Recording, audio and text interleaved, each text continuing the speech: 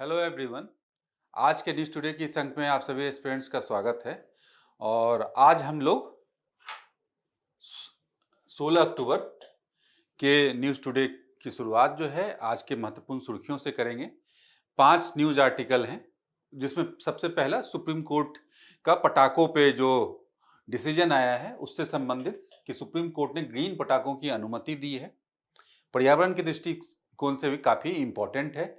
वामपंथी उग्रवाद में गिरावट आंतरिक सुरक्षा के दृष्टिकोण से काफी महत्वपूर्ण डेवलपमेंट है कि सरकार ने जो इसका लक्ष्य रखा है 2026 तक इसे खत्म करने का, उसकी दृष्टि से भी ये काफी इंपॉर्टेंट डेवलपमेंट है। PACS Americana second world war के बाद अमेरिका के द्वारा नेतृत्व किया जाने वाला जो वर्ल्ड ऑर्डर है उसके संदर्भ में काफी इंपॉर्टेंट टर्मिनोलॉजी, जिसके संदर्भ में जो कुछ बातें आई हैं, आयाम आया है कि कैसे वो पतन हो रहा है, उसके बारे में ये न्यूज़ आर्टिकल बात करता है।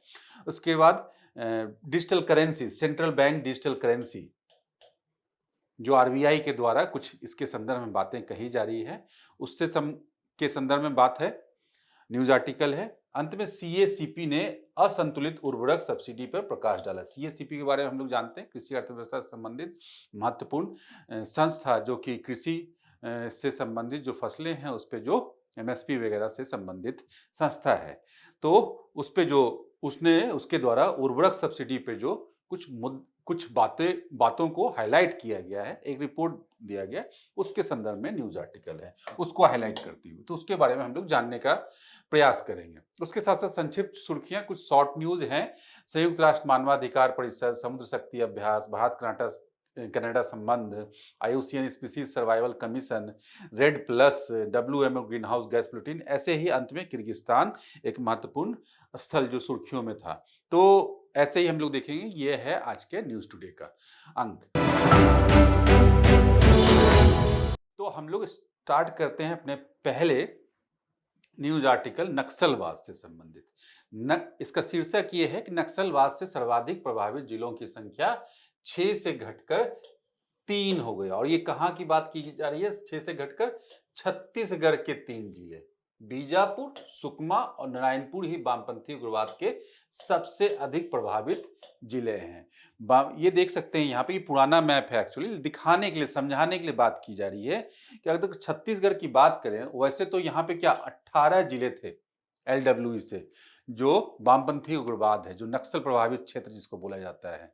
इस पूरे रीजन में, मध्य भारत के रीजन में छत्तीसगढ़, झारखंड, मध्य प्रदेश, उड़ीसा, वेस्ट बंगाल, महाराष्ट्र तक जो है ना, इसका जो प्रभाव हम लोग देखते हैं उसमें हम लोग बात अभी छत्तीसगढ़ की कर रहे हैं, जो कि एक तरह से छत्तीसगढ़ में क्या बस्तर डिवीजन जो है, जो बस्तर प्लेटू का जो क्षेत्र है, जो घना जंगल और पहाड़ दुर्गम क्षेत्र जो है, जो गंभीर रूप से नक्सल से प्रभावित है और नक्सल से संबंधित गतिविधियों का एक तरह से वो सेंटर पॉइंट रहा है। वो एक तरह से सेंटर पॉइंट रहा। यहीं पे अबूझमार है, वो नक्सलियों को बताया जाता है कि वो उनके एक तरह से वो हेडक्वार्टर के रूप में माना जाता है उसे, अबूझमार। ये नारायणपुर डिस्ट्रिक्ट दिख रहे हैं। तो ये बात छत्तीसगढ़ की हो रही है। जो रिपोर्ट आई है अभी कि जो यहाँ पे जो 18 जिले थे उसमें से घट के सबसे पहले तो 11 हो गया। उसके बाद इसमें भी जो मैक्सिमम रूप से, मतलब गंभीर रूप से प्रभावित 6 जिले थे, उसमें से भी ये 3 बच गए हैं। तो 3 कौन कौन सा हम लोग बता रहे हैं? बीजापुर, सुकमा, ये बीजापुर, सुकमा और ये बताया जा रहा है नारायणपुर। और ये जो अबूझमार मैंने बोला, ये इसी रीजन में अबूझमार, जिसे जो है ना इनकी मतलब एक तरह से हेडक्वार्टर के रूप में बोला जाता है। और आप देखो, ये बस्तर प्लेटू रीजन की बात मैंने कही, एक्चुअली ये बस्तर प्लेटू है ये, और ये पहले बहुत बड़ा जिला होता था, तो जिसे काट कर जो छोटे छोटे जिले बनाए गए हैं, जिससे क्या गवर्नेंस में आसानी हो और इस पे जो है ना विधि व्यवस्था की जो समस्या और जो नक्सल से संबंधित जो समस्याएं हैं उसके प्रबंधन में जो है ना आसानी हो प्रशासनिक। तो ये क्या है, छत्तीसगढ़ से संबंधित, नक्सल प्रभावित क्षेत्र से संबंधित है। एक बात यहीं पे चलते चलते हम लोग समझ लेंगे कि सरकार के द्वारा टारगेट रखा गया है क्या, कि नक्सल से मुक्त करना है देश को, नक्सल मुक्त किया जाना चाहिए। क्यों? क्योंकि ये आंतरिक सुरक्षा के सबसे बड़ी चुनौती में से एक है। तो इसलिए सरकार के द्वारा केंद्र स्तर पे और साथ साथ राज्य स्तर पे, जो विभिन्न राज्यों में है, एक ज्वाइंट ऑपरेशन और ज्वाइंट रूप से, संयुक्त रूप से कार्य किए जा रहे हैं, विभिन्न प्रकार की स्कीम चलाए जा रहे हैं, क्योंकि नक्सलवाद को क्या माना जाता है, आंतरिक सुरक्षा के दृष्टिकोण से काफी सबसे बड़े चैलेंज के रूप में। अब इसलिए इसके बारे में थोड़ा सा हम लोग समझ लेते हैं क्या पृष्ठभूमि है। पृष्ठभूमि जैसा हम लोग जानते हैं, नाम में ही छिपा है कि भारत में जो नक्सलवाद है, वो नक्सलवाद के नक्सलवादी वेस्ट बंगाल के, पश्चिम बंगाल के नक्सलवादी गांव से शुरू हुआ था, आंदोलन शुरू हुआ, और जो कि जिसका आधार था कि असमानता और उस समय का जो शोषण था, तत्कालीन जो स्थानीय स्तर पे जो शोषण था भूमिहीन मजदूरों या गरीब, उनके खिलाफ जो है सशक्त क्रांति एक करना और सशस्त्र क्रांति को जन्म हुआ। और उसमें क्या जो विचारधारा क्या माओवाद से संबंधित थी। तो माओवाद में हमने सुना है कि शक्ति का जो स्थानांतरण होगा या बदलाव होगा किसके आधार पे होगा, बंदूक की जोर पे होगा। उसमें बोला भी जाता है, महत्वपूर्ण एक जो पॉपुलर फ्रेज भी है कि power comes from barrel of the gun. ये जो इसके आधार पे माओवाद है। तो मतलब सत्ता का जो स्थानांतरण है वो हिंसा के रास्ते, हिंसा का आधार तो इसी पे आधारित है। तो इसलिए ये क्या, जो सामाजिक आर्थिक असमानताओं के विरुद्ध में खड़ा हुआ था, ये क्या बन जाता है, ये एक तरह से सशस्त्र विद्रोह के रूप में बन जाता है और खूनी क्रांति के रूप में, खूनी इसमें नक्सलवाद को देखा जाता है ऐतिहासिक रूप से। और इसका प्रसार कहाँ होता है, वही दूर दराज, पिछड़े और आदिवासी बहुल क्षेत्रों में, जहाँ की क्या विकास की मुख्य धारा से जो लोग नहीं जुड़े हुए हैं। और 31 मार्च 2026 तक वामपंथी उग्रवाद को पूरी तरह से समाप्त करने का लक्ष्य सरकार का वर्तमान अभी चल रहा है कि पूरी तरह से सरकार के द्वारा इसे मुक्त कर दिया जाएगा। इसलिए हमने सुना भी है इसके बैकग्राउंड में कि इस रीजन में, जिस रीजन की हम लोग बात कर रहे हैं, छत्तीसगढ़, उससे लगे हुए मध्य प्रदेश, महाराष्ट्र और जो उड़ीसा का जो पूरा का पूरा बेल्ट है, ये दक्कन प्लेटू से लेकर ये बस्तर प्लेटू के आसपास का जो रीजन है, पूरे के पूरे रीजन में जो है ना सुरक्षा बल भी तैनाती की गई, जिसके और कोऑर्डिनेटेड रूप से जो है ना वहाँ पे कार्रवाई की जा रही है। मतलब केंद्र सरकार, राज्य सरकार, सुरक्षा बल, विभिन्न एजेंसियों को के द्वारा, और उसके साथ साथ विकास कार्य भी किए जा रहे हैं बड़े पैमाने पे। मतलब क्या कि टारगेटेड रूप से जो है, मतलब उन्हें जो है ना खत्म किया जाना चाहिए या उसके रूट कॉज पे भी काम किया जा रहा है। तो इसलिए विकास कार्य भी किए जा रहे हैं। तो इसलिए हम लोग देखेंगे कि भारत का बहुआयामी वामपंथी उग्रवाद विरोधी रणनीति, तो रणनीति क्या है, ये सबसे पहला ये राष्ट्रीय कार्य योजना और नीति, नेशनल एक्शन प्लान। और इसमें क्या है कि टॉप लीडर से लेकर जमीन पे जो भी है सबको टारगेट करना और सबको इलिमिनेट करना, खत्म करना, संबंधित हिंसा समर्थक व कुटिल विचारधारा से निपटना। मतलब विचारधारा को भी काउंटर करना। मतलब विचारधारा क्या था कि इनका, ये लोग क्या हथियार बनाते थे, विचारधारा ये थी कि विकास का अभाव है और सरकार फेल है ना, सरकार फेल है, यही है, सरकार अनुपस्थित है इनके जीवन में, इसलिए वो उसके मसीहा के तौर पे काम करते हैं। एक विचारधारा है। और क्या, असमानता, जो सामाजिक आर्थिक जो असमानता है उस सबका जनक कौन है, ये पूरी की पूरी व्यवस्था। तो इसलिए क्या, इस व्यवस्था को खत्म करने के लिए वही बताया कि सत्ता कैसे बदलेगी, तो सत्ता बदलेगी खूनी क्रांति से, बंदूक के जोर पे, माओवाद जो बोलता है। तो ये इनका बेसिक फंडामेंटल, तो इसे काउंटर करना, इससे कुछ नहीं। क्यों? क्योंकि ये उल्टा ये आदिवासियों के लिए जो समुदाय है, जो वन क्षेत्र में रह रहे हैं, गरीब, पिछड़े हुए, रिमोट एरिया में, उनका और शोषण होता है, बल्कि उनका जीवन भी दांव पे लगा हुआ है। और ये क्या है, अपने बल्कि विचार आधारित नहीं, और विचार के बदले क्या, ये अपने दहशत और अपने पावर को बढ़ाने के लिए और या बेसिक लाभ के लिए, निजी लाभ के लिए काम कर रहे हैं, ना कि विचारधारा से प्रेरित होकर। तो ये सब काउंटर है कुछ इस तरह से। वित्तीय संसाधनों या फंडिंग पर रोक लगाना, जो सबसे बड़ा फ्यूल के रूप में, ईंधन के रूप में काम करता है। राज्य एवं केंद्र सरकारों के बीच समन्वय को बढ़ाना, कोऑर्डिनेशन को, तभी जाके जो सेंट्रल एजेंसीज है, सेंट्रल फोर्सेज हैं और स्टेट के साथ, मशीनरी के साथ साथ मिलकर काम किया जा सकेगा और टाइम बाउंड मैनर में चीजें की जा सकेंगी, प्रोजेक्ट किया जा सकेगा, इलिमिनेट किया जा सकेगा। अब इसलिए ये सब इनोवेटिव जो आइडिया है, समाधान रणनीति में हम लोग देख लेंगे यहाँ पे स्मार्ट लीडरशिप, आक्रामक रणनीति, वही टाइम बहुत मायने रखता है ऐसे जो ग्राउंड पे ऐसे ऑपरेशंस करने के लिए। प्रोत्साहन और प्रशिक्षण, कार्रवाई योग्य इंटेलिजेंस, डैशबोर्ड आधारित केपीआईज, मुख्य प्रदर्शन संकेतक, प्रौद्योगिकी का उपयोग, प्रत्येक थिएटर के लिए कार्य योजना, वित्तीय स्रोतों तक पहुंच। तो कुल मिलाकर क्या है कि वामपंथी उग्रवाद क्या है, एकमात्र जो समस्या का कोई समाधान नहीं है, कोई एक समाधान नहीं है, सॉल्यूशन नहीं है, बल्कि ये क्या है, व्यापक रूप से आपको देखना पड़ेगा इसे। तो इसलिए इसमें क्या है, एक हॉलिस्टिक अप्रोच लेकर चला जाएगा। मैं यहीं पे बता देना चाहता हूं, जब मैं यहाँ पे पहलों की बात कर रहा हूं, इनिशिएटिव्स की बात कर रहा हूं, हमने देखा है aspirational district program, aspirational district, मैं यहाँ शॉर्ट फॉर्म में लिख रहा हूँ पूरा, हिंदी में आकांक्षी जिला कार्यक्रम 112 देश के सबसे पिछड़े जिलों में चलाया जाता है।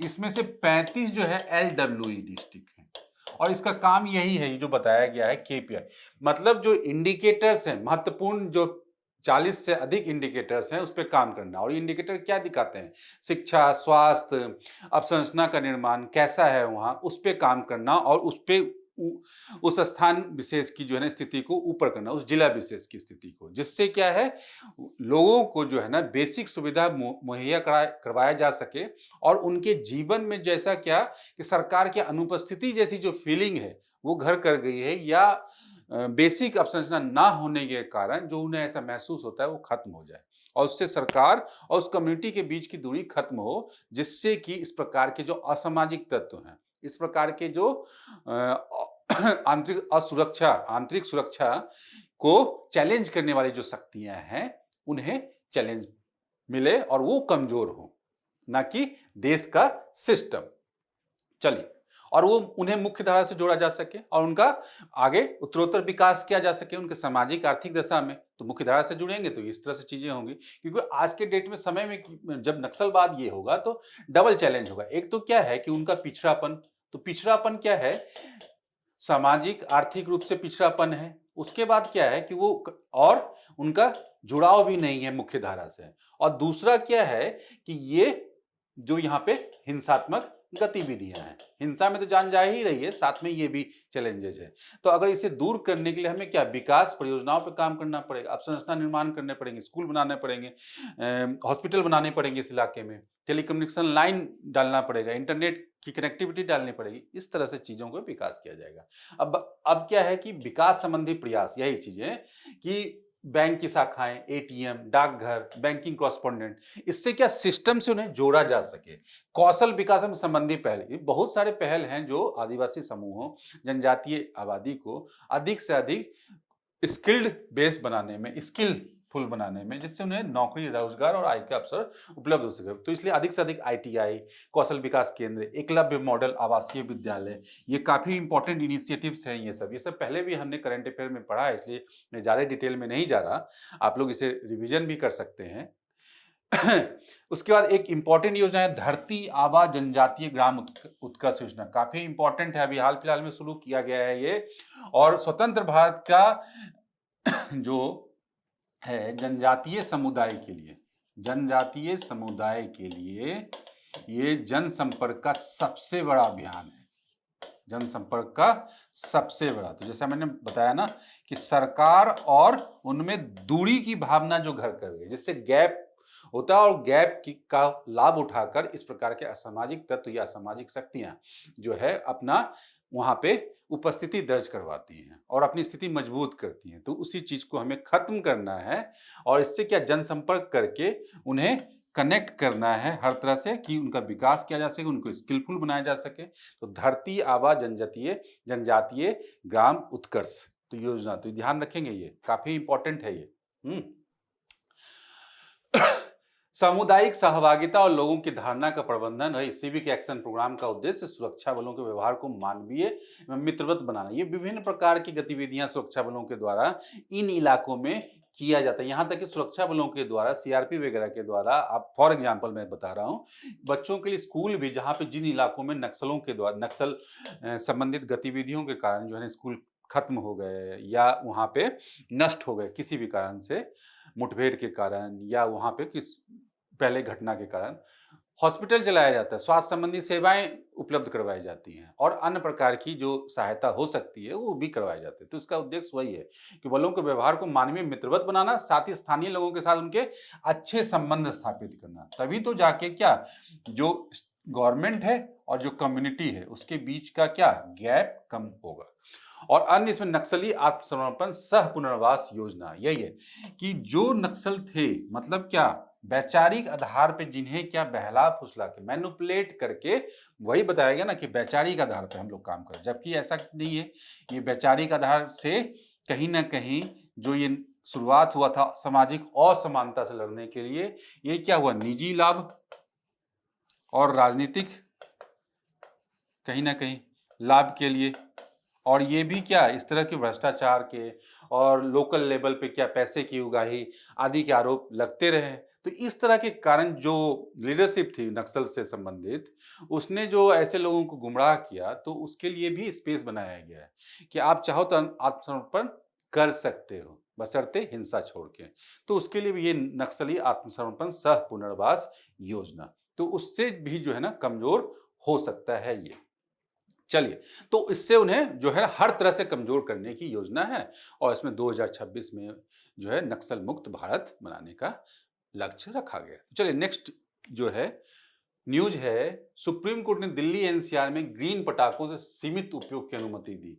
ग्रीन पटाखे पर्यावरण से संबंधित और पर्यावरण प्रदूषण पे से संबंधित, और यह मुद्दा काफी विवादों में है कि दीपावली में जो है पटाखों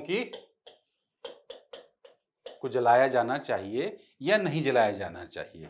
तो एक तरफ मतलब दो पक्ष हैं इसमें, आप देखोगे आजकल ये चर्चा में है कि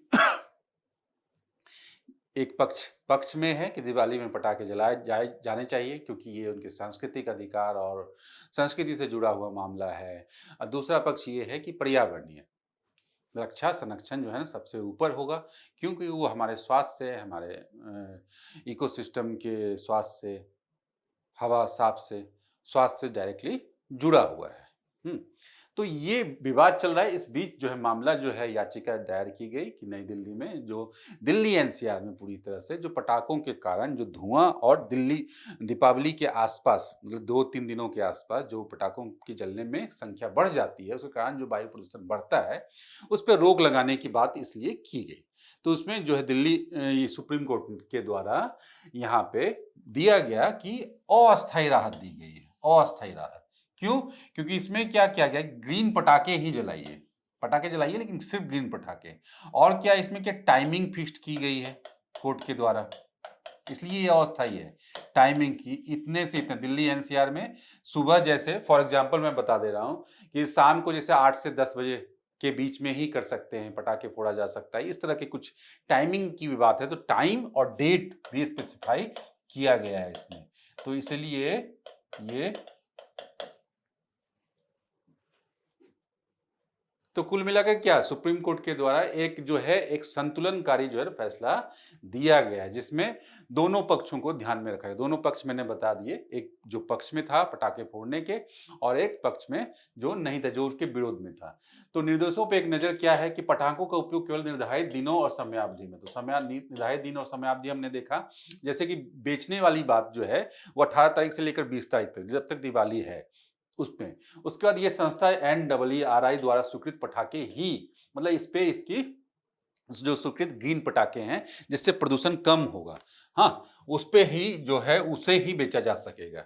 प्रतिबंधित रसायनों वाले पटाखे सबसे पहले इसको हटा दो। उसका ई-कॉमर्स प्लेटफॉर्म के द्वारा माध्यम से बेचे जाने वाले पटाखे अभी प्रतिबंधित होंगे। मतलब क्या पहुंच पे भी रोक लगाया गया है, ऐसा नहीं आसानी से उपलब्ध हो पाए। तो सबसे पहले तो यही कर दिया गया प्रतिबंधित रसायन। क्यों? क्योंकि वायु प्रदूषण का सबसे बड़ा ये कारण बनता है। और केंद्रीय प्रदूषण नियंत्रण बोर्ड इस अवधि के दौरान अस्थायी राहत के प्रभाव का आकलन करेगा। तो ये हम लोग वायु प्रदूषण के संदर्भ में हम लोग जानते हैं कि सबसे सर्वोच्च संस्था है, सबसे महत्वपूर्ण संस्था केंद्र सरकार की, एक तरह से एपेक्स बॉडी है। अब क्या वही मैंने बताया कि इसके बीच में संतुलन स्थापित किया गया सुप्रीम कोर्ट का ये निर्णय। सुप्रीम कोर्ट बेसिकली क्या है, ये एक व्यवहारिक फैसला है कि आप जनता की, आम लोगों के सांस्कृतिक परंपराओं पर भी रोक अचानक से नहीं लगा सकते। एक और दूसरा क्या है, ये लोक स्वास्थ्य और उत्सव की भावनाओं को भी ध्यान में रखना पड़ेगा। मतलब लोक स्वास्थ्य, तो एक तरफ तो लोक स्वास्थ्य है और एक तरफ जो है संस्कृति है। तो हम ये जानते हैं कानून में भी दोनों जो है, दोनों चीजें जो है ना, दोनों चीजें जो है मूल अधिकार से जुड़ी हुई हैं। जहां ये आपके सांस्कृतिक अधिकार जो है आपको मनाने के लिए देता है, आपके अधिकार हैं, वहीं दूसरी तरफ इन आधारों पे लिमिटेशंस भी लगाए जा सकते हैं। ये हमने देखा है मूल अधिकार में कि मूल अधिकार में कुछ आधारों पे लिमिटेशंस भी लगाए जा सकते हैं, जिसमें लोक स्वास्थ्य है एक इंपॉर्टेंट है। तो ये भी डायमेंशन लिख सकते हैं, अगर मूल अधिकार में आएगा तो ये आपके सामने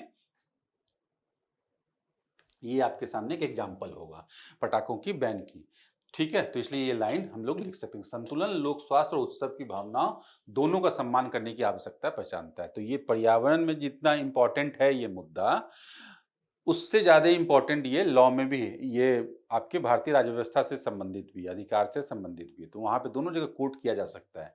इस अवधि के दौरान एकत्र किए गए वायु गुणवत्ता डेटा, अब ये ध्यान रखेंगे, के आधार पर यह साक्ष्य आधारित नीति निर्माण के लिए पायलट पहल के रूप में भी काम कर सकता है। मतलब क्या कि ये जो डेट है मैंने बताया 18 से 20, जो भी डेट हो, मतलब फॉर एग्जांपल समझाने के लिए बोल रहा हूं, तो साक्ष्य आधारित क्या कि AQI वायु गुणवत्ता के चेक जानकारी के लिए क्या है, AQI एयर क्वालिटी इंडेक्स, ये इंडेक्स काम करता है। इसी के आधार पर हम लोग डेली बेसिस पे, वीकली बेसिस पे जो है जारी किया जाता है कि यहाँ पे AQI क्या कितना है, और हर एक स्थान का होता है। आप लोग देखोगे कि ट्रैफिक लाइट के ऊपर ही जगह जगह पे बड़े शहरों में लगा रहता है, दिल्ली में भी ये चीजें व्यवस्था है। तो अब क्या है कि हमने बैन हटा दिया, पटाखे होंगे, ठीक है, ग्रीन पटाखे ही, और क्या ये व्यवस्था क्या बताई जाए, साक्ष्य आधारित। तो मतलब अगर AQI खराब होता है एक लेवल के बाद,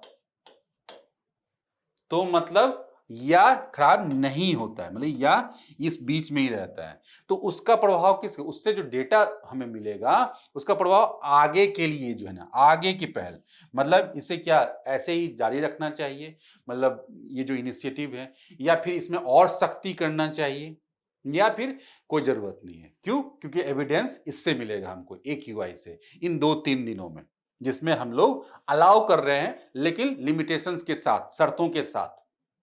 तो उसमें जो हमें एविडेंसेस मिलेंगे उसके आधार पर हम आगे भी रूल्स बना सकते हैं। ग्रीन पटाखे क्या है इसके बारे में देख लेते हैं। यही CSIR की जो विज्ञान रिसर्च से संबंधित जो संस्था है हमारी केंद्र सरकार की, उसके द्वारा विकसित किया गया बेसिकली, और पारंपरिक पटाखों की तुलना में पर्यावरण को कम नुकसान पहुंचाते हैं। सिंपल क्या है, जो उत्सर्जन होगा, और उत्सर्जन के साथ 2-3 चीजों ध्यान में रखेंगे, तो एक तो गैस और बहुत सारे जो है मेटल धातु और अन्य पदार्थ जो इसमें हैं, जो स्वास्थ्य के लिए, पर्यावरण के लिए हानिकारक हैं, वो सब की कमी होगी, जिससे वो प्रदूषण मुक्त होगा। ठीक है, और इसमें यही लिखा गया कि पूरी तरह प्रदूषण मुक्त नहीं है, लेकिन पार्टिकुलेट मैटर के उत्सर्जन में कम से कम 30% की कमी है। ये सबसे बड़ा मुद्दा है। और क्या, बेरियम, नाइट्रेट, आर्सेनिक, लिथियम और पारा, जो मैंने बताया, ये जो धातु और पदार्थ ऐसे हैं, ये भारी धातु और पदार्थ जो है, ये हवा में इसके कण जो है तैरने लग जाते हैं। आप देखोगे, ये आपको ध्यान होगा कि दीपावली के आसपास जो है, या कभी भी जब भी पटाखे आप फोड़ते हो या बम एक बड़ा सा फोड़ते हो, तो आपके आसपास हल्की हल्की बादल जैसी स्थिति हो जाती है, और आपके आंख के सामने हल्का हल्का कण लग रहा है कि आसमान से नीचे आ रहे हैं। तो ये कण और कुछ नहीं बल्कि यही सब पदार्थ होते हैं, नाइट्रेट, आर्सेनिक, लिथियम और पारा। और बहुत ज्यादा कोई अगर ये इस तरह के माहौल में रहे तो उसके आंखों के नीचे और चेहरे पे ये सब चीजें में कालिक के रूप में, सूट के रूप में, मतलब राख के रूप में एक परत जम जाती है, कपड़ों पे जम जाती है, बिल्डिंग्स पे जम जाती है। तो ये और कुछ नहीं बल्कि यही पॉल्यूटेंट्स हैं। तो इस पे कमी आएगी ये ग्रीन पटाखों में। क्यों? क्योंकि इसकी गुणवत्ता इसके द्वारा विकसित की गई है, चेक की गई है, और इन्हें पहली बार अर्जुन गोपाल बनाम भारत संघ, इसलिए मैंने बताया कि ये लीगल मैटर बहुत ज्यादा है, लीगल मैटर है, मतलब पर्यावरणीय विधान के संदर्भ में इसे देखना जाना चाहिए। और पर्यावरणीय गवर्नेंस, एक वर्ड हमने पहले भी यूज किया है, पर्यावरणीय गवर्नेंस, कि पर्यावरण के संरक्षण से संबंधित जो शासन, प्रशासन और नियम कानून की प्रक्रिया है उससे संबंधित, तो उसके संदर्भ में पेपर 2 में भी सवाल आ रहे हैं। और इसके जो ये जो एस्पेक्ट है ये साइंस वाला है, तो साइंस टेक और पर्यावरण में तो आने की संभावना है ही। अब ग्रीन पटाखे डायरेक्ट देख लेते हैं, 3 तरह के होते हैं, श्वास, सफल और स्टार। श्वास क्या? सेफ वाटर एंड एयर रिलीजर, मतलब क्या इसमें छोटे छोटे ड्रॉपलेट भी निकल जाते हैं वाटर के, जिससे क्या वो अवशोषित कर लेता है इस प्रकार के पार्टिकल्स को, तो जिससे क्या उससे धूल और इस प्रकार के सस्पेंडेड पार्टिकल्स की संख्या कम हो जाएगी, मात्रा कम हो जाएगी हवा में, तो प्रदूषण कम होगा। सफल क्या? सेफ मिनिमल एल्यूमिनियम, तो सबसे बड़ा मुद्दा यही होता है एल्यूमिनियम, और उसके बाद के थर्माइट जैसे जो पदार्थ जो होते हैं जो पटाखों में मुख्य रूप से यूज किया जाता है, तो इनकी कमी, तो इसमें एल्यूमिनियम की सुरक्षित मात्रा होती है और कम आवाज करता है। दूसरा, पोटेशियम नाइट्रेट और सल्फर से मुक्त होते हैं, तब बहुत कम धुआं उत्पन्न करते हैं। जितना अधिकतर धुआं आप देखोगे ना, उसका कारण सल्फर है। आप देखना बहुत जो है खराब स्मेल भी रहती है उसमें, तो उसमें जो है ना उसकी मात्रा कम होगी। तो ग्रीन वाले में ये धुआं भी कम छोड़ता हुआ दिखेगा और उसके प्रभाव भी कम होंगे। तो इस प्रकार से ये इंपॉर्टेंट न्यूज बन रहा है अभी। अब देखिए, एग्रीकल्चर इकोनॉमी, कृषि अर्थव्यवस्था से संबंधित इंपॉर्टेंट न्यूज है। क्या है कि कृषि लागत एवं मूल्य आयोग, जिसे CACP बोला जाता है, ने उपज और मृदा स्वास्थ्य को नुकसान पहुंचा रही असंतुलित उर्वरक सब्सिडी पर प्रकाश डाला है। तो ये CACP मैंने पहले भी बताया कि कृषि अर्थव्यवस्था से संबंधित काफी इंपॉर्टेंट ऑर्गेनाइजेशन है। MSP वगैरह क्या है, इसके अंतर्गत ही, इसके द्वारा ही संस्तुति की जाती है कृषि अर्थव्यवस्था। और इसके द्वारा बात की गई उर्वरक सब्सिडी पे, मतलब देश में जो उर्वरक को खरीदे जाने के लिए जो सब्सिडी की व्यवस्था है, प्रणाली है, उस पे कुछ हाईलाइट है। क्या हाईलाइट है कि अपनी हालिया रिपोर्ट में रबी फसलों के लिए मूल्य नीति विपणन सत्र 2024-25 में उर्वरकों से संबंधित मुद्दों पर प्रकाश डाला। कुछ नकारात्मक बिंदु को बताया गया है कि कैसे इनका अधिक प्रयोग जो है भविष्य के लिए जो है सही नहीं हो सकता है, उपयुक्त नहीं है, और उस पर कंट्रोल किया जाना चाहिए। कुल मिलाकर क्रक्स ये है, हम लोग देखते हैं एक एक करके। सबसे पहला क्या कि उर्वरकों से मिलने वाला जो लाभ जो पहले होता था, पहले मतलब क्या, जो NPK की जो नाइट्रोजन, फास्फोरस और पोटेशियम, ये मुख्य रूप से हम लोग प्रयोग करते हैं। NPK हमने सुना है, तो इनके 1 किलोग्राम में प्रति किलोग्राम खाद्यान्न उत्पादन जो 12 किलोग्राम था 1960 से 69 के बीच में, ये घट के कितना हो गया अभी 3 किलोग्राम। तो मतलब ये ड्रास्टिकली चेंज हुआ है। इसका मतलब क्या कि जो फर्टिलाइजर है उसके अनियंत्रित प्रयोग से और गैर नियोजित तरीके से प्रयोग से, अनप्लान तरीके से प्रयोग से मृदा की उपजाऊपन बढ़ने की बजाय क्या घटी है। यही हुआ ना। और क्या, हम जिस चीज के लिए, उद्देश्य के लिए, वो उद्देश्य जो बेसिक ऑब्जेक्टिव था हमारा, वो भी खंडित हो गया। क्यों? क्योंकि हमने क्या किया था, उत्पादन को बढ़ाना हमारा लक्ष्य था ना, इसलिए हम इन्वेस्टमेंट कर रहे थे ना, तो वो बल्कि घट गया। तो उल्टा हो रहा है ये, तो इसलिए एक गंभीर बात है ये। दूसरा, ये सब क्या हो रहा है, सब्सिडी संरचना का प्रभाव। अब क्या है, हमने सब्सिडी क्या देते हैं हम लोग, मैंने क्या बताया, 3 है, नाइट्रोजन, फास्फोरस और पोटेशियम, यही है सब्सिडी। कारण यूरिया का अत्यधिक उपयोग हो रहा, सब्सिडी गवर्नमेंट इस पे अधिक दे रही है ना, तो लोग क्या है, जो सस्ता वाला चीज है वही ज्यादा खरीदेंगे। आम व्यवहार यही है, आर्थिक व्यवहार, तो ये चीज अधिक खरीदेंगे। तो इसी का प्रयोग वो क्या कर रहे हैं, जमीन पे कर रहे हैं डालने के लिए। शुरुआती दौर में तो जमीन ने इसको एकोमोडेट किया, उत्पादन स्तर अपने लेवल पे रहा, लेकिन अब वो चीजें धीरे धीरे जो है कमजोर कर रही हैं जमीन की उर्वरा शक्ति को, और वो प्रदूषित कर रही हैं, जस्ट उल्टा। तो क्या इसके साथ क्या, मिट्टी में पोषक तत्वों और साथ ही मिट्टी की उर्वरता में भी असंतुलन उत्पन्न हो रहा है। उर्वरक का असमान उपयोग, कुछ राज्यों में जिलों में उर्वरक का प्रति हेक्टेयर उपयोग आवश्यकता से अधिक है। तो यही क्या, एक तो क्या है कि असमान उपयोग किया जा रहा है, इसको बहुत अधिक, उसके बाद क्या, जरूरत से ज्यादा किया जा रहा है कि जिससे जरूरत से अधिक उत्पादन हम ले, तो उससे हो क्या रहा है, उल्टा हो रहा है। उल्टा क्या हो रहा है, मृदा के उपजाऊपन पे प्रभावित हो रहा है, और मृदा क्या प्रदूषित हो रही है। और मृदा ही प्रदूषित नहीं हो रही है केमिकल फर्टिलाइजर से, ये ध्यान रखेंगे, बल्कि इसमें हमने केमिकल फर्टिलाइजर डाला, और ये क्या है, फिर से ये क्या चला गया यहाँ पे, ये जल के साथ जो है ना, बाष्पीकरण के साथ ये क्या कहाँ चला गया जल चक्र में और बादल में, और ये वर्षा जल के साथ ये फिर से आया। तो फिर से जब ये आया वर्षा जल के साथ, ये वाटर बॉडीज में, नदी झील सब में, उसमें भी गया। उसके बाद क्या, जो ये जो प्लांट है उसमें भी गए, जिससे क्या, जो जानवर ने खाए उसके बॉडी में भी ये चीजें गए, तो मतलब खाद्य श्रृंखला में पूरी तरह से प्रवेश कर गया, हमारे इकोसिस्टम में आ गया है। तो ये चीजें तो बड़े पैमाने पर प्रदूषण का कारण भी बन रही है। तो इसीलिए जहां भी इस तरह के प्रयोग किए गए हैं, ज्यादा किए गए हैं, तो वहां पे प्रदूषण का स्तर, खास करके स्थानीय स्तर पे जो जल प्रदूषण है, वायु प्रदूषण है और उसके बाद मृदा प्रदूषण है, तो ये चीजें काफी अधिक है, देखी जा रही है। जैसे इसमें बताया भी गया है कि आंध्र प्रदेश, तमिलनाडु कुछ जिलों में प्रति हेक्टेयर 500 किलोग्राम से अधिक उर्वरक का उपयोग किया गया है, जो निर्धारित स्तर से कहीं अधिक है। आयात पर निर्भरता और पर्यावरणीय आयाम तो हमने देखा ही, आर्थिक आयाम भी देखा, गवर्नेंस से संबंधित आयाम भी हमने देखा, अर्थव्यवस्था को डायरेक्ट हिट करने वाले कि ये इसका अधिकतम हिस्सा क्या आयात से आता है। तो इससे क्या है, इंपोर्ट बिल हमारा बढ़ता है, इंपोर्ट बिल हमारा बढ़ता है, तो ये निर्भरता भी हमारी बढ़ती है। तो 30% उर्वरक की मांग आयात से पूरी होती है, जिसमें कच्चा माल और तैयार उर्वरक दोनों शामिल हैं। तो ये काफी नकारात्मक है। अब देखिए, सबसे पहली बात कि ये इतना चर्चा का विषय क्यों है? चर्चा का विषय इसलिए है कि यूरिया की कीमतों में चरणबद्ध, ये तो सिफारिशें हैं। चर्चा का विषय इसलिए है, सिफारिशों पर आने से पहले, कि कृषि क्या है, कृषि क्षेत्र सबसे महत्वपूर्ण रोजगार और आय अवसर के लिए आज भी एक महत्वपूर्ण क्षेत्र बना हुआ है। एक दूसरा, इसके साथ साथ रोजगार और आय तो आज भी दे रहा है और जीडीपी में महत्वपूर्ण हिस्सेदारी है ही। तो मतलब अर्थव्यवस्था का एक महत्वपूर्ण क्षेत्र के रूप में है आज भी रोजगार, आय, जीडीपी में हिस्सेदारी के हिसाब से। लेकिन क्या उसी तरह क्या कुछ संरचनात्मक समस्याएं जो परंपरागत रूप से पहले भी थी, अभी भी है? क्या है? उत्पादन स्तर कम होना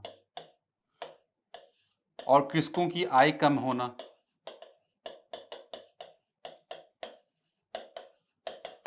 इस तरह के बहुत अन्य ये मुद्दे ये अभी भी हैं। और क्या इसमें आप जोड़ोगे आप कि इनपुट कॉस्ट वगैरह काफी अधिक होता है, आधारभूत अवसंरचनाएं नहीं है, सिंचाई से संबंधित अन्य चीजें जो है, जो कि कृषि लाभ बढ़ाए और उत्पादन को, दोनों चीजों को बढ़ाए। तो सबसे बड़ा चैलेंजेस यही, उत्पादन कम है, उत्पादकता कम है और कृषकों का लाभ कम है, आय कम है। तो इसीलिए चैलेंजेस को कम करने के लिए सरकार के द्वारा कृषि अर्थव्यवस्था के अंतर्गत उर्वरक क्षेत्र जो है इंपॉर्टेंट है, क्योंकि एक महत्वपूर्ण इनपुट के रूप में है। अगर उस पर खर्च किया जाने वाला पैसा कम होगा और उससे होने वाले जो हानि है अगर वो कम होंगे, तो दोनों फैक्टर को जो मैंने बताया, दोनों फैक्टर पे वो क्या होगा, सहायता करेगी। मतलब उत्पादकता भी बढ़ाने में काम आएगा और क्या, आय भी, मतलब उसका जो इनपुट कॉस्ट जा रहा है, इन्वेस्टमेंट ज्यादा जा रहा है, वो कम होगा। क्यों, कैसे? कि अगर एनपीके की बात हो रही है, अगर हमें पता है कि हमारे जमीन के लिए कौन सा उपयुक्त है, हमने उसको प्रयोग किया और एक सही मात्रा में और सही अनुपात में, तो उससे क्या होगा, हमारी उत्पादकता बढ़ेगी और हम जो अंधाधुंध जो उर्वरक का प्रयोग कर रहे थे सब्सिडी के लालच में, वो भी कम होगा, जिसको कि हम लोग कहीं और यूज कर सकते हैं। तो ये सब चीजें हैं बेसिक, इसमें फंडामेंटल। चलिए, अब कुछ सिफारिशें इसीलिए इसको देखते हुए क्या था कि यूरिया की कीमतों में चरणबद्ध वृद्धि करना, मतलब उसको बढ़ा दो, जिससे क्या होगा, हतोत्साहित होगा वर्ग कि सिर्फ यूरिया ना खरीदें। और क्या, और उसका यूज कहां करना है, पी और के उर्वरकों को समर्थन देने के लिए। एक हो गया एकीकृत पोषक तत्व प्रबंधन को बढ़ावा देना, मतलब रासायनिक उर्वरकों, जैविक खाद और जैव उर्वरकों को एकीकृत किया जाना चाहिए। वही समस्या मैंने बता दिया, समस्या यही है।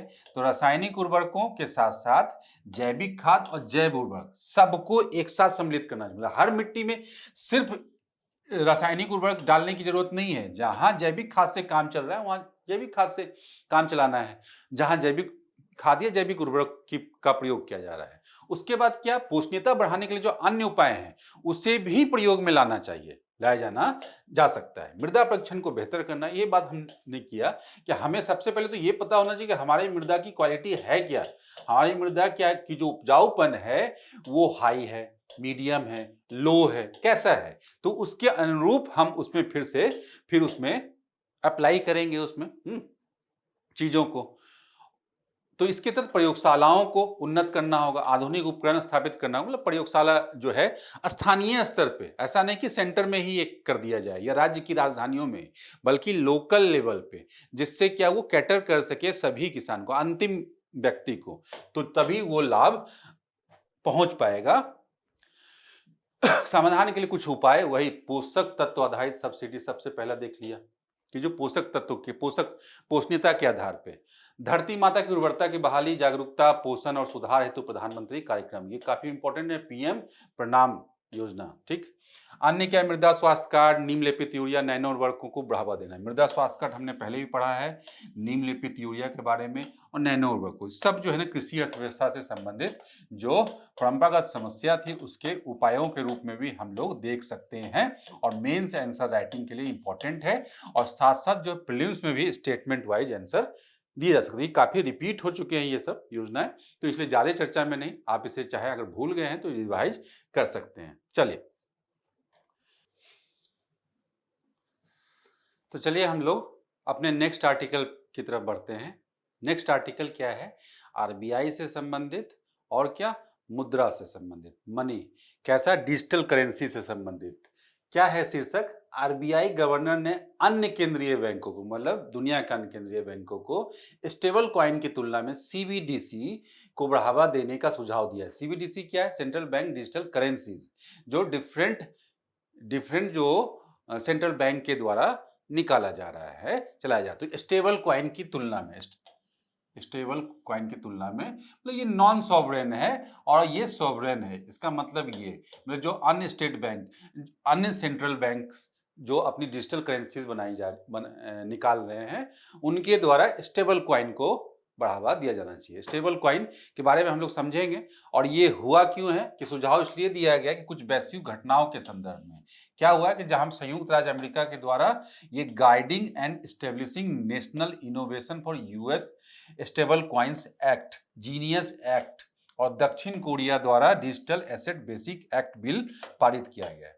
तो बेसिकली थोड़ा जो लोग स्टेबल कॉइन्स नहीं याद है, पहले हमने न्यूज़ टुडे में भी किया है और ये काफी समय से चर्चा में है कि स्टेबल कॉइन, जैसा नाम ही से ही पता है, ये क्रिप्टो करेंसी का, मतलब डिजिटल करेंसी का एक ऐसा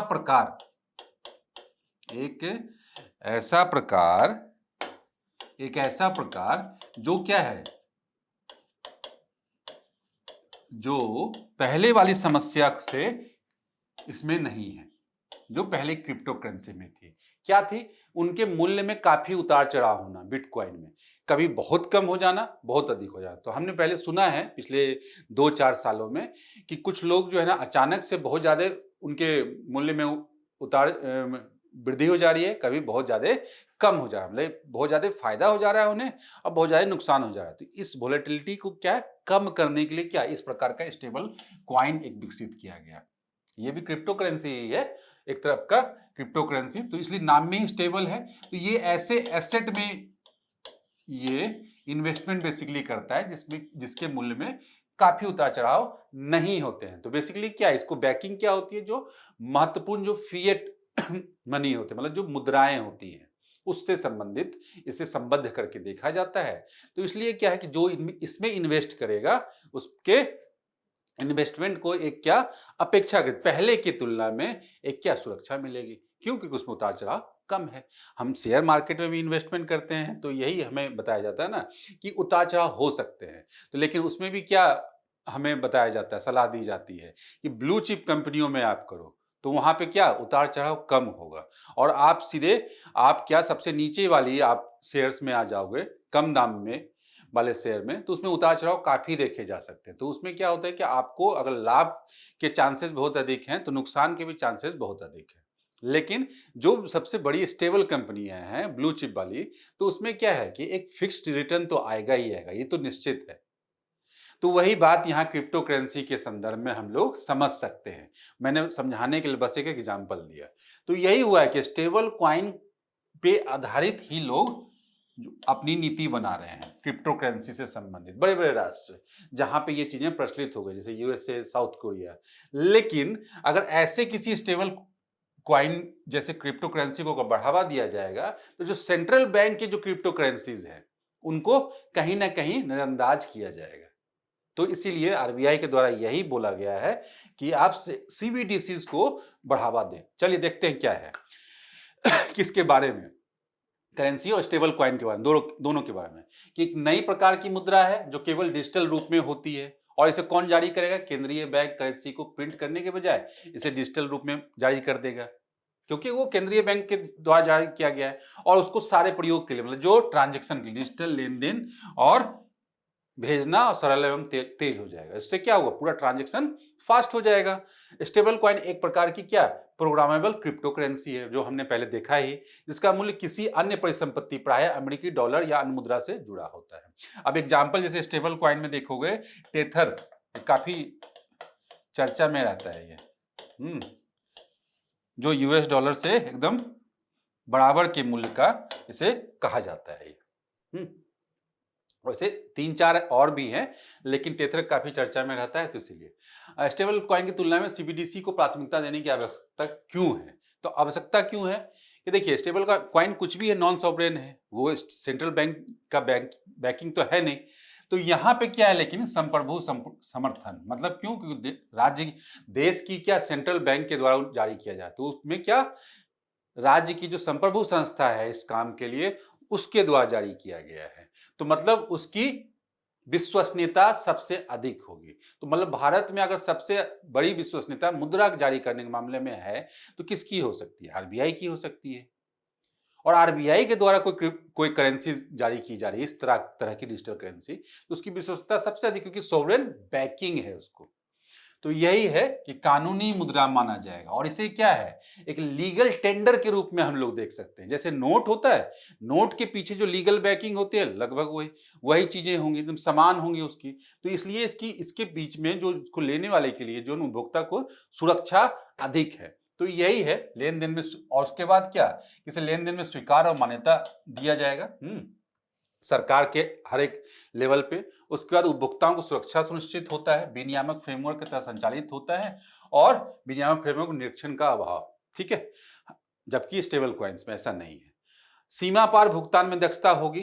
तो अगर आप सेंट्रल बैंक से बैकिंग है, तो कोई भी स्विफ्ट प्रणाली जो अंतर्राष्ट्रीय स्तर पर लेन देन के लिए जो प्रणाली है, तो उसमें कोई समस्या नहीं होगी। क्यों? क्योंकि आपके लिए जो इंटरमीडियरी है आपके पीछे कौन है? आरबीआई, वो आरबीआई की है। तो उसमें स्विफ्ट प्रणाली से ये पहले से ही जुड़ा हुआ है, तो जिससे सारे बैंकिंग लेन देन अंतर्राष्ट्रीय स्तर पे किए जाते हैं। उसकी अन्य क्या, ये मौद्रिक नीति के साथ बेहतर तरीके से एकीकृत होती है, और ये समावेशी और कम लागत वाली सार्वजनिक भुगतान प्रणाली को बढ़ावा देगी।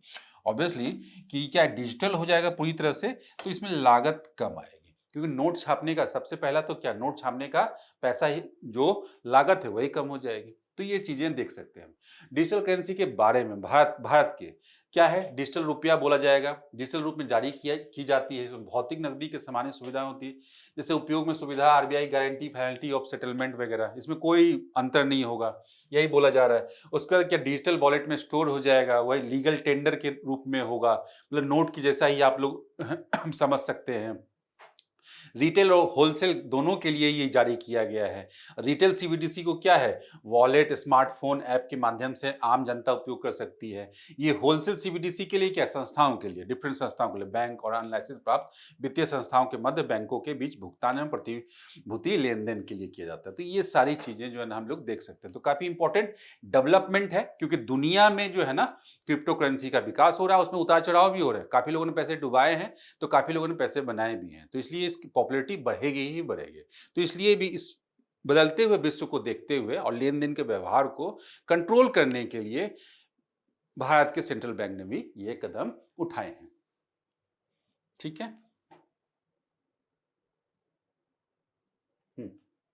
चलिए, पैक्स अमेरिकाना का पतन। पैक्स अमेरिकाना सबसे पहले क्या होता है, ये वर्ड जो है लैटिन वर्ड है, इसका मतलब होता है अमेरिकन शांति या अमेरिकी शांति। क्या मतलब इसका? अमेरिकी शांति मतलब द्वितीय विश्व युद्ध के बाद जो वर्ल्ड ऑर्डर क्रिएट की हुई, उसमें अमेरिका एक लीडर बनकर उभरा, मतलब एक ध्रुवीय विश्व हो गया, उसमें जो है सुपर पावर के रूप में अमेरिका होगा, और पूरा जो वर्ल्ड ऑर्डर जो है चला, उसके नेतृत्व में काम किया। और उसने क्या किया, अपने नीतियों के साथ, अपनी विचारधारा के साथ साथ जो है शांति स्थापना का भी काम किया।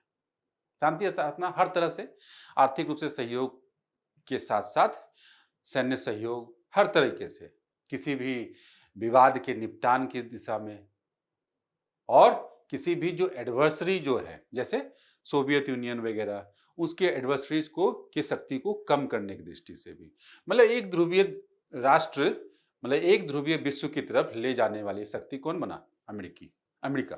और अमेरिका के द्वारा अपनी नीतियों को का प्रसार करके उससे क्या एक शांति स्थापित की गई। तो इसी को बोला जाता है पैक्स अमेरिकाना। इससे पहले कौन सी सिस्टम थी? PACS Britannica. आपको समझने में आसानी होगी। तो उसका पतन हो गया जब ब्रिटेन का पतन हुआ। ब्रिटेन जो सुपर पावर हुआ करता था, उसका पैक्स अमेरिकाना आ गया। तो इसकी बात है। लेकिन अब क्या क्या कहा जा रहा है? किसका भी पतन हो रहा है या हो सकता है, ऐसी स्थिति बन गई है। तो जो मैंने समझाया यही था, द्वितीय विश्व युद्ध की बाद की व्यवस्था थी, अमेरिकी नेतृत्व वाली जो व्यवस्था, वर्ल्ड ऑर्डर जो बनी, उसमें ये बातें कही गई। लेकिन अब क्या ये बदलावों से गुजर रही है और संकेत दिखाई दे रहा है कि अब ये पहले जैसी नहीं है। और ये सिस्टम था क्या? अमेरिका की उदारवाद आधारित नीति, प्रजातंत्र का प्रसार, खुले बाजार, बहुपक्षीय सहयोग, ये सारी चीजें जो है ना, आइडियलिस्टिक चीजें, ये सारी चीजें जो है ना, आदर्श चीजें जो पहले, उसके पहले वाले ऑर्डर में नहीं थी, उस सब का प्रचार किया गया। और जिससे क्या? पर्याप्त आर्थिक समृद्धि तो हुआ ही, सुरक्षा का भी भाव। तो जिससे क्या हुआ? एक वर्ल्ड ऑर्डर बना और एक ध्रुव, जिसमें अमेरिका लीडर था। तो इससे शांति भी तो स्थापना हुई। ठीक है, तो इसकी बात है। लेकिन अब ये चीजें बदल रही है। क्यों बदल रही हैं? बदल इसलिए रही हैं कि वैश्विक मामले में जो नेतृत्व संबंधी क्या घटनाक्रम हुए हैं, विशेष करके ट्रंप शासन के वापसी के पश्चात, तो इस तरह से चीजें हो रही हैं। और जो हुआ है, इसके कारण क्या हुआ? जब अमेरिका ऊपर से हटेगा, मतलब नेतृत्वकर्ता के रूप में कमजोर होगा, तो एक क्या लीडरशिप वैक्यूम की स्थिति बनेगी। लीडरशिप वैक्यूम की स्थिति उत्पन्न हो रही है। तो उसके लिए उससे कुछ नकारात्मक भी चीजें हो सकती हैं और कुछ सकारात्मक भी चीजें हो सकती हैं विभिन्न पक्षों के लिए। तो देखते हैं हम लोग इसी व्यवस्था के बारे में कि जिम्मेदार कारक क्या, जैसे मैंने बताया कि अतीत से संबंधित कारक, विरोधाभासी कार्रवाइयां, मतलब वियतनाम युद्ध, मध्य पूर्व में अमेरिकी हस्तक्षेप और 2008 के वित्तीय संकट में अमेरिका की विश्वसनीयता को कमजोर किया। मतलब विरोधाभासी बात कर रहे हैं। एक तरफ आप लीडर बोल रहे हो, शांति स्थापित कर रहे हो, दूसरी तरफ क्या वियतनाम को युद्ध में झोंक रहे हो। उसके बाद क्या मध्य पूर्व को भी आपकी भूमिका, आप पे आरोप लगते रहे और उस पर आपकी जो नेतृत्व क्षमता थी उस पर भी आरोप, और उसके आप विस्तार के रूप में आज इजराइल फिलिस्तीन के रूप में भी देख सकते हैं। इसलिए अमेरिका इजराइल फिलिस्तीन के बीच में शांति स्थापना में काफी दिलचस्पी ले रहा है। अभी भी आप वर्तमान में देखो, शांति स्थापना में काफी दिलचस्पी ले रहा है। अमेरिका की विश्वसनीयता को कमजोर हुआ है। ठीक है, मौजूदा कारक क्या है? नीतिगत बदलाव। नीतिगत बदलाव मतलब क्या? आपकी जो छवि थी, जो अमेरिका की छवि थी, तो ये लीडरशिप कैसे? लीडरशिप में दोहरे आप पे जिम्मेदारियां होंगी। दोहरी जिम्मेदारियां मतलब क्या? आप एक सॉफ्ट इमेज की होनी चाहिए, मतलब नीतियों को बढ़ाने में, ना कि आप वॉकआउट करने में वाले व्यक्ति हो सकते हैं। लेकिन अमेरिका के साथ क्या हुआ? अभी क्या आक्रामक व्यापार नीतियां दिख रही हैं, उसका सारे अंतर्राष्ट्रीय मंचों से बाहर आ रहा है। जैसे पेरिस समिट, मतलब जितने भी पर्यावरणीय समिट आप समझ सकते हो, सबसे बाहर आ गया अमेरिका। तो इस तरह की जो नीति है, तो आक्रामक नीति अमेरिका के प्रभाव पर प्रतिकूल असर डाला। उसका बहुपक्षीय संस्थाओं कमजोर होना या कमजोर उसके निकलने से या फंडिंग रोका जाना, जिससे कि सॉफ्ट पावर की जो छवि है वो कमजोर हो रही है, जो एक लीडर के लिए काफी महत्वपूर्ण होता है और जो उसकी स्थिति को मजबूत बनाए रखने में पहले काफी इंपॉर्टेंट था। क्यों? क्योंकि उसके दखल और उसके वर्चस्व दोनों के मूल में अगर कोई चीजें थी, वो थी वित्तीय सहायता और नीतिगत सहायता, वित्तीय सहायता, नीतिगत सहायता और एक मित्र के रूप में भी उपस्थित होना। तो ये चीजें यहां पे कमजोर दिख रही हैं। यहां भी दूसरी तरफ क्या, एक महत्वपूर्ण जो चुनौती बन के उभरा है, चीन का बढ़ता दबाव और चीन की आक्रामक नीति इनके अगेंस्ट में। और क्या है, इसका प्रसार बहुत तेजी से देखा जा रहा है। जहां 100 से अधिक देशों के साथ तो सबसे बड़ा व्यापारिक साझेदार ही बन गया है चीन। वहीं क्या है, इसमें जो है नेतृत्वकर्ता भूमिका कमजोर पड़ने के फायदा उठाकर चीन स्वयं को बहुपक्षवाद के रक्षक के रूप में प्रस्तुत कर रहा है। बेल्ट एंड रोड इनिशिएटिव जैसे पहलों के माध्यम से, मतलब अपना भौतिक प्रसार भी आप देखो क्या कर रहा है ना।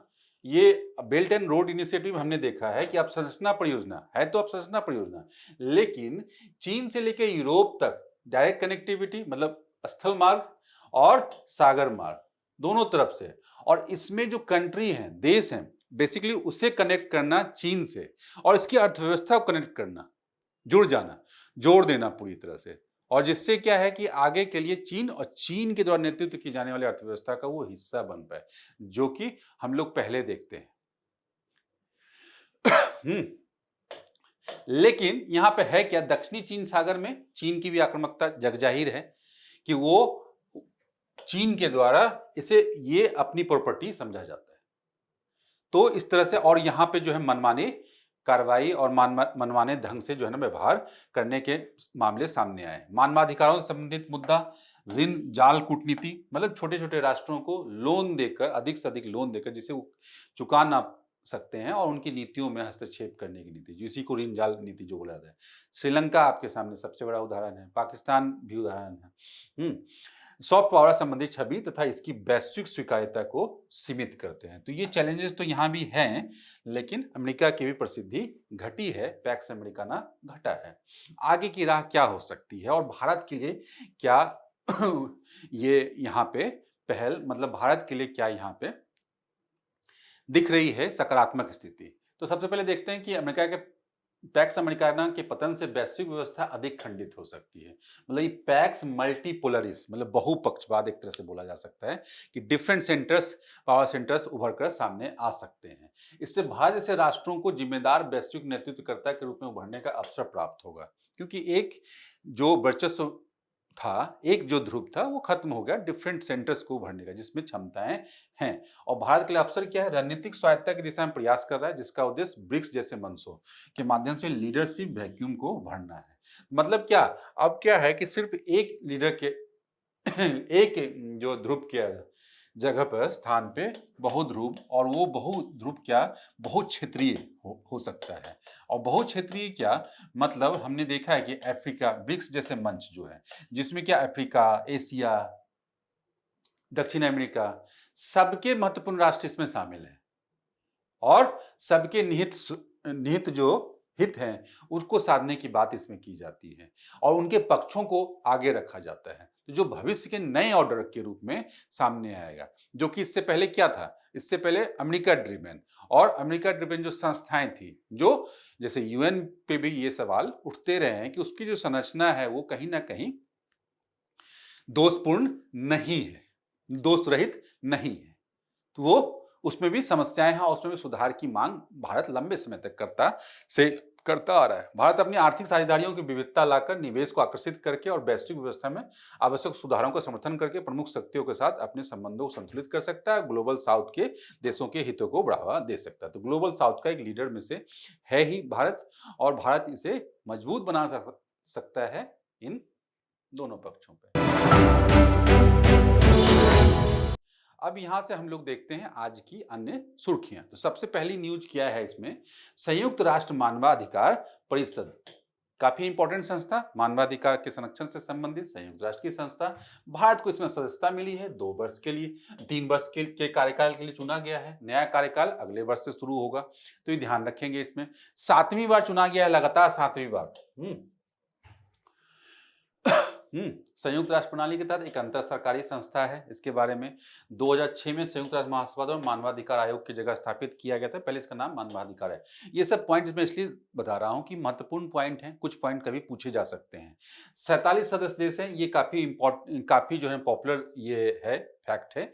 और कार्यकाल 3 वर्षों का होता है। तो ये सब चीजें यूपीएससी डायरेक्ट नहीं पूछती हैं, हाँ, लेकिन कभी कभार स्टेटमेंट में आ जाए तो आ जाए। और इसलिए मैं यह मानवाधिकारों पर वैश्विक चर्चा के लिए एक मंच प्रदान करता है, संकल्प पारित करता है, और सदस्य देशों को मानवाधिकार रिकॉर्ड की समीक्षा करता है। तो मतलब मानवाधिकार के संरक्षण से संबंधित काम करता है। समुद्र शक्ति अभ्यास, भारत और ये इंडोनेशिया के बीच द्विपक्षीय समुद्री अभ्यास है। समुद्र शक्ति अभ्यास कहाँ हुआ, विशाखापट्टनम में, और कौन सा है, 5वां।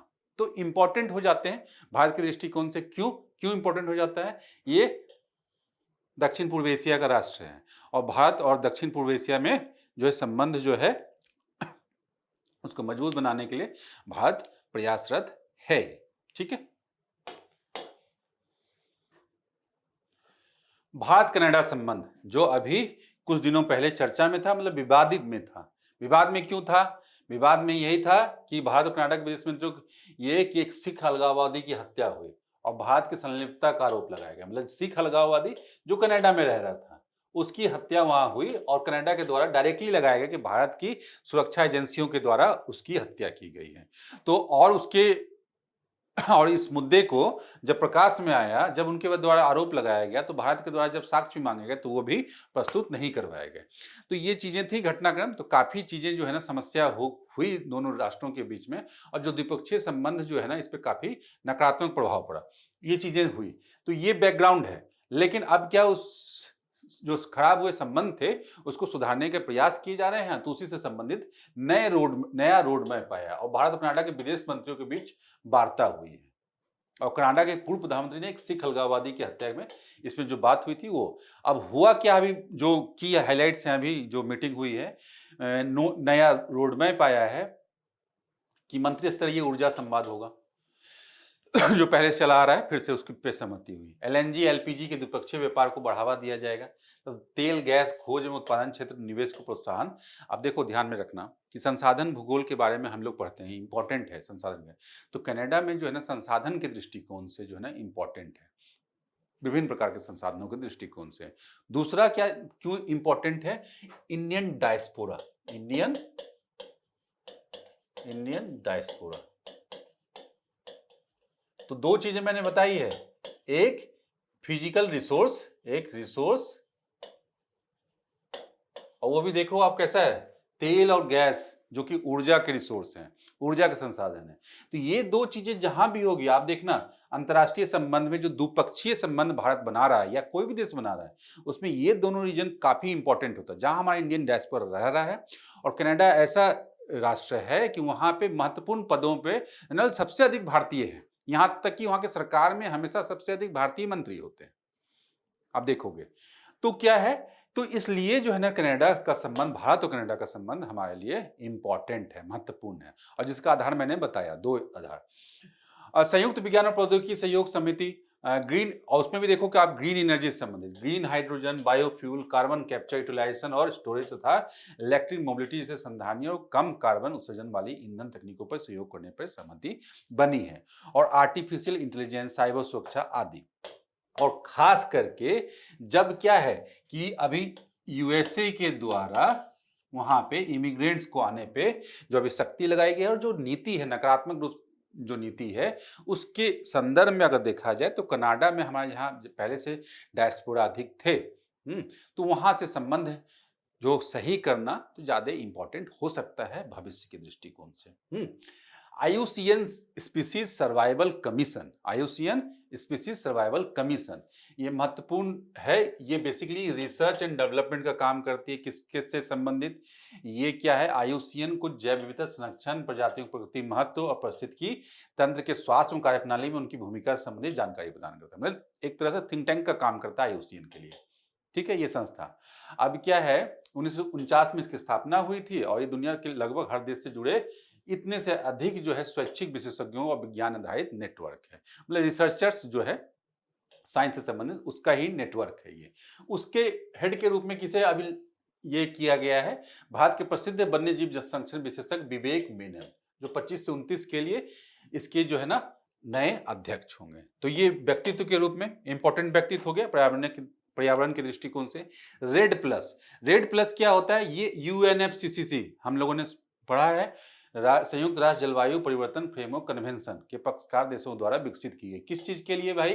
तो ये क्या है, ये यहाँ पे फुल फॉर्म देखेंगे, reducing emission from deforestation and forest degradation plus. तो निर्वनीकरण और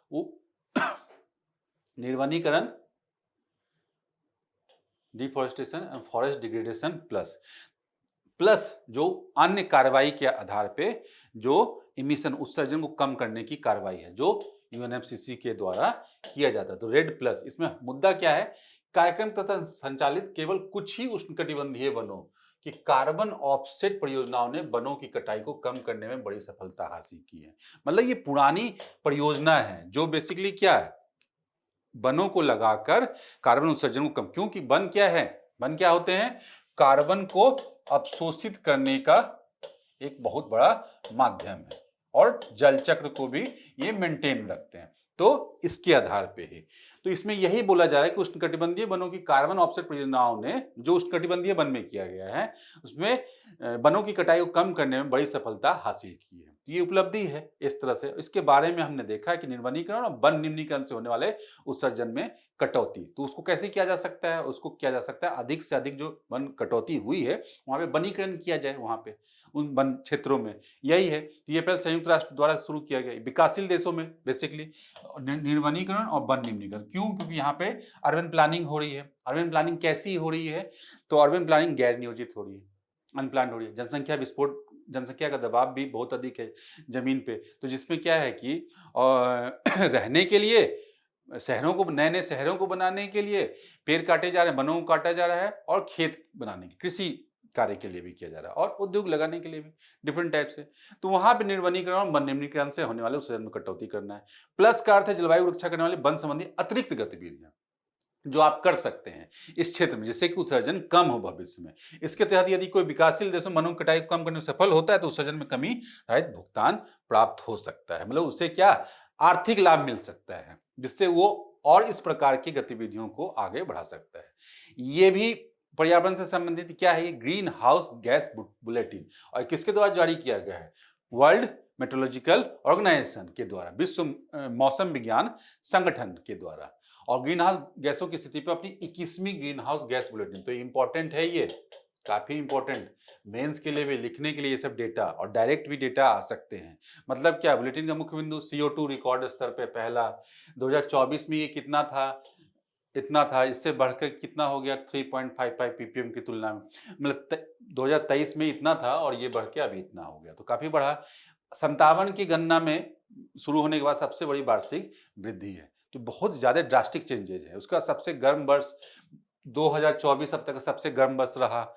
हाँ, और इसमें क्या 1.55 डिग्री सेल्सियस। तो वही हम लोग क्या है, वैश्विक तापमान में पेरिस समझौता की 1.5 डिग्री सेल्सियस सीमा को पार कर गया। यही है ना, अभी तक जितने भी पर्यावरणीय हम लोग सबमिट कर रहे हैं, सब में टारगेट यही रख रहे हैं 1.5 डिग्री सेल्सियस, 1.5 डिग्री सेल्सियस की सीमा से रोकना है। क्यों? अगर इसके ऊपर गया 2 डिग्री सेल्सियस आने में ज्यादा समय नहीं लगेगा, और 3 डिग्री सेल्सियस इस सदी के अंत तक ये चीजें हो सकती है, संभावना जताई जा रही है। और अगर ये 1.5 डिग्री सेल्सियस और 2 डिग्री सेल्सियस को क्रॉस करता है तो वहां से क्या होगा?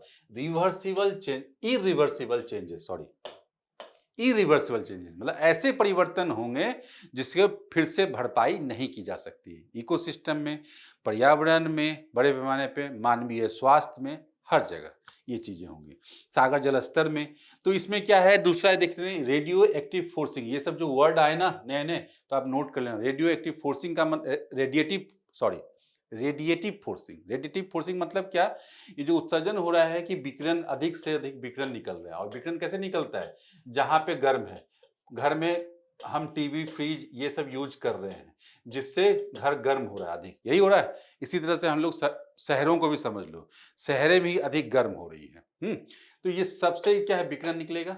इसी तरह से इंडस्ट्रियलाइजेशन अधिक किया तो इंडस्ट्रियल कॉम्प्लेक्स यूनिट से ये विकिरण निकल रही है। तो ये जो है वायुमंडल में अधिक समय तक रहने वाली ग्रीन हाउस गैसों में 54% की वृद्धि हुई है। तो मतलब सोर्स से अधिक मिल रहा है।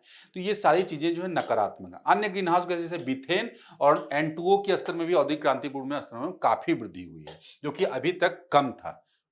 तो इसका प्रभाव अधिक होते हैं, लेकिन संख्या, मात्रा कम थी, इसलिए इनके बारे में, मीथेन और नाइट्रस ऑक्साइड के बारे में बात कम की जाती थी। लेकिन अब इसकी भी मात्रा अधिक दिख रही है, क्योंकि डिफरेंट टाइप की गतिविधियां दिख रही हैं। चलिए, टाइम रोंडे क्रिस्टल, ये एक प्रकार का क्रिस्टल है, एक प्रकार का मतलब पदार्थ है, सिंपल एक नया पदार्थ है जो ढूंढा गया है। और इसका जो एप्लीकेशन है वो बेसिकली किससे संबंधित है? क्वांटम कंप्यूटिंग से संबंधित है। और ये समय पर निर्भर तकनीकों में उपयोगी हो सकता है, जहां पे टाइम से संबंधित कैलकुलेशन हो, या टाइम से संबंधित जो आंकड़े वगैरह हो, उनका विश्लेषण करना हो, तो वहां पे इसका यूज किया जा सकता है। और क्या इसका व्यवहार आंशिक रूप से क्रमिक और आंशिक रूप से यादृच्छिक, रैंडम होता है। यानी पारंपरिक टाइम क्रिस्टल की तरह बिल्कुल एक जैसा पैटर्न दोहराता नहीं है। तो इसलिए इस अवस्था को नियंत्रित प्रायोगिक परिस्थितियों में क्वांटम प्रणालियों में देखा गया। तो अभी तक क्वांटम प्रणालियों सिस्टम में ही देखा गया है, तो इसलिए भविष्य में क्वांटम कंप्यूटिंग में इसे यूज किया जाएगा। तो मतलब पदार्थ की जो अवस्थाएं होती है, हमने देखा है कि पदार्थ विभिन्न स्तरों पे, मतलब अपने एटॉमिक लेवल पे, सब एटॉमिक लेवल पे और एटॉमिक लेवल से ऊपर जो हमारे आंख से दिखती है, यही है ना, 3 तरह के हम लोग सामान्य रूप से देखेंगे तो सब पे जो है ना डिफरेंट जो बिहेवियर होता है। क्यों? क्योंकि उनकी जो भौतिक और रासायनिक अवसंरचना है वो अलग होती है, उनके गुण अलग होते हैं। तो उसी की बात ये कर रहा है, उसी के आधार पर नया क्रिस्टल ढूंढा गया है जो टाइम से संबंधित है, क्वांटम कंप्यूटिंग से संबंधित है। इतनी चीजें हमें ध्यान रखनी होंगी। प्रसियन ब्लू कैप्सूल, चलिए ये क्या है, सीजियम 137 संदूषण के दुष्प्रभाव, मतलब रेडियो एक्टिव, ये ध्यान रखेंगे, रेडियो एक्टिव दुष्प्रभाव को कम करने में उपयोगी प्रसियन ब्लू कैप्सूल इंडोनेशिया को भेजा गया है, भारत के द्वारा भेजा गया है। और तो बेसिकली रेडियो एक्टिव समस्थानी की है सीसियम, सीजियम जो है। और क्या होता है, ये होता क्या है कि जो जब रेडियो एक्टिव विकिरणें सामने होती है, प्रदूषण होता है, उससे क्या जलन, रेडिएशन जनित बीमारी और यहाँ तक कि मृत्यु भी हो सकती है। तो उसके बचाव के लिए इसके यूज किया जाता है, जिससे क्या रेडियो एक्टिव सीजियम जो है और थैलियम को फंसाकर शरीर में उनके अवशोषण को रोकता है। यही करता है ये ब्लू कैप्सूल, प्रसियन ब्लू कैप्सूल। और यही हानिकारक तत्वों को शरीर के बाहर निकालने में मदद करता है, जिससे रेडिएशन का प्रभाव कम होता है। इससे यह स्वास्थ्य को होने वाले नुकसान की संभावना को कम करता है। तो यही है इसका ये एप्लीकेशन। तो एप्लीकेशन महत्वपूर्ण है इसमें। हेनले पासपोर्ट इंडिया हमने देखा है कि विश्व स्तर पे, अंतर्राष्ट्रीय स्तर पे क्या इंटरनेशनल एयर ट्रांसपोर्ट एसोसिएशन के विशेषज्ञ डेटा पर आधारित ये जो हेनले पासपोर्ट है, ये क्या दर्शाता है किसी भी देश में कि जो उसके पासपोर्ट है उसकी विश्वसनीयता कितनी है। इसी के आधार पे आपके देश के आपको जो है ना, कहीं पे कितने देशों में फ्री जो है वीजा मुक्त जो है आने जाने की सुविधा है, यही निर्धारित किया जाता है। इसमें भारत की रैंकिंग क्या है, आप देखो 85वां है, जो कि पिछले इंडेक्स की तुलना में कम हो गए, मतलब गिरावट दर्ज की गई है। कुल मिलाकर ये है, तो नकारात्मक न्यूज है। और सिंगापुर के पासपोर्ट का कितना रैंकिंग है, सर्वोच्च रैंकिंग, सबसे ऊपर है। तो यही दिया गया कि एक क्या है कि हेनले एंड पार्टनर्स द्वारा जारी किया जाता है और आवासीय और नागरिकता संबंधी योजनाओं में विश्व का अग्रणी कंपनी है। और ये इंडेक्स दुनिया के देशों के पासपोर्ट्स की रैंकिंग करता है। तो ये चीजें हमने देखा कि वीजा मुक्त यात्रा को प्रभावित कर सकता है अगर इसमें स्थिति आपकी बिगड़ती है। तो चलिए अंत में क्या सुर्खियों में रहा स्थल किर्गिस्तान, राजधानी बिश्केक। एक तो सबसे पहले हम लोग देख लेंगे, सेंट्रल एशिया का कंट्री है ये, किर्गिस्तान, तजाकिस्तान, उज्बेकिस्तान हमने सबने सुना है। सबके कैपिटल आप ध्यान रखो, राजधानी। ये डायरेक्ट यूपीएससी ये मैच करने के लिए पूछ सकती है, ठीक है। इसके आसपास जो कंट्री हैं वो उससे ध्यान में रखा जाना चाहिए।